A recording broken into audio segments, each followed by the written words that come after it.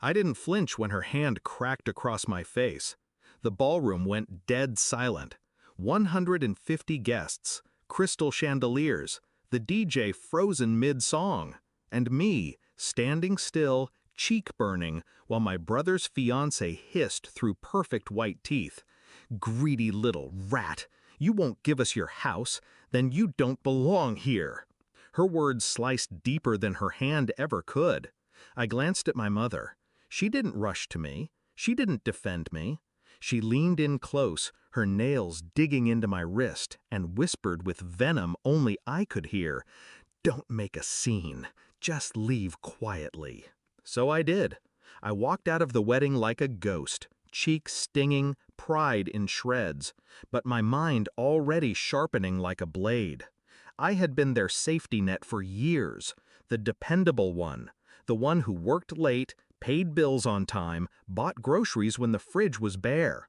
When my brother fell behind on rent, I bailed him out. When Mom maxed her credit cards, I helped. And when his fiancée came into the picture, I welcomed her like family. I even lent them money for the wedding deposits, $12,000 in total. I never once asked for it back. I thought loyalty would be remembered. It wasn't. The betrayal didn't start with the slap. That was just the performance. The real betrayal was in the weeks leading up to it. I overheard her one night at my mother's kitchen table whispering to my brother about how the house is wasted on me and how it'll make the perfect starter home for newlyweds. She said it like I wasn't even part of the bloodline. My mother didn't disagree. She nodded, smiled, sipped her wine. That was the night I realized I was never family to them, just an asset waiting to be stripped. I didn't cry after the slap. I didn't beg for apologies. I didn't shout. I simply went home, sat in my office, and started building my counter-strike.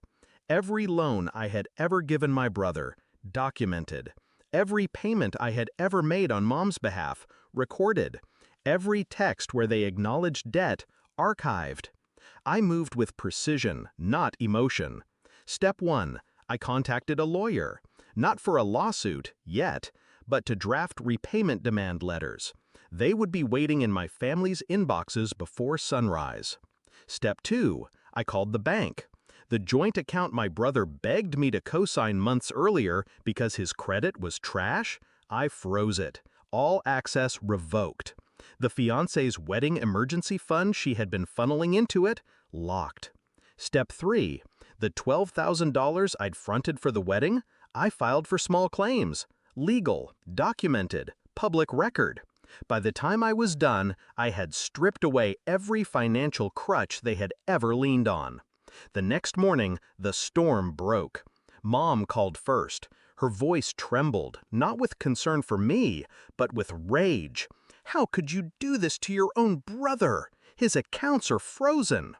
I let her rant. Then I said calmly, "You told me to leave quietly. I did. Now I'm staying quiet, while the paperwork speaks." Click. Then my brother's texts began flooding in. "Are you insane? They're threatening to cancel our honeymoon flights. You can't just take back money you gave us. Fix this, now." I sent him a single message back. "Debts aren't gifts. See you in court." By noon, his fiancée was unraveling on social media, posting vague quotes about toxic siblings and jealous people trying to ruin happiness. But I didn't take the bait. Instead, I sent her father, the man paying for half their wedding, a neat PDF packet of the debts, the frozen account, and the legal filings. Her family had invested in her fairy tale wedding. Now they knew she had built it on stolen foundations. That evening, my doorbell rang. My brother stood there, face pale, tie undone, smelling like cold sweat and desperation. "You're going to destroy us," he whispered. "No," I said evenly. "I'm going to let you destroy yourselves. I'm just cutting the safety net." He swallowed hard, like he wanted to argue, but he couldn't. He knew. Every dollar, every receipt, every message was against him. For the first time in years, I saw fear in his eyes. Not of losing me, but of facing life without me. Within a week, the fallout spread. Their honeymoon was canceled, vendors demanded new deposits, creditors started circling, word leaked through the family grapevine, and suddenly whispers about how could they treat their own blood like that replaced the applause they had once basked in. And me? I stayed silent. I didn't need to shout my side of the story. The documents did it for me. Justice doesn't always come with noise. Sometimes it's quiet, surgical, precise. That slap was meant to humiliate me, to reduce me to nothing in front of a crowd. But instead, it stripped away the mask they wore. They wanted my house. They wanted my silence. They wanted me obedient.